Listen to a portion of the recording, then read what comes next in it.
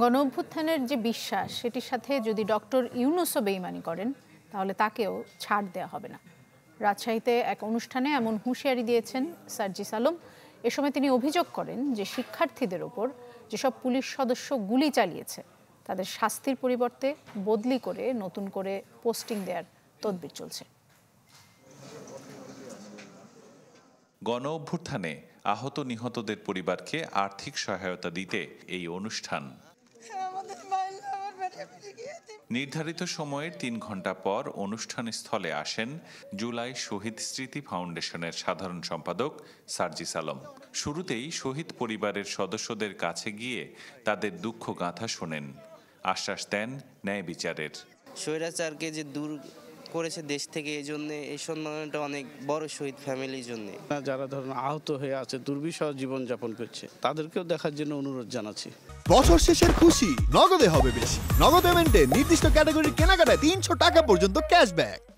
এই ঘটনাটা যারা ঘটিয়েছে তাদের উপযুক্ত শাস্তি আমি দাবি করছি। শেখ হাসিনাকে আশ্রয় না দিয়ে ফেরত পাঠাতে ভারতের প্রতি আহ্বান জানান তিনি। শেখ মুজিবুর রহমান এবং তার পরিবারের হত্যার সাথে জড়িত যারা ছিল তাদের বিচারের জন্য যদি শেখ মুজিবুর রহমানের ডেড বডি উত্তোলনের প্রয়োজন না হয়, তাহলে 24-এর অভ্যুত্থানে খুনি শেখ হাসিনা তার হুকুমে এই বাংলাদেশে যাদেরকে গণহত্যা ঘটিয়েছে, যাদের জীবন নিয়েছে, তাদের বিচারের জন্য কেন তাদের লাশ উত্তোলন করতে হবে?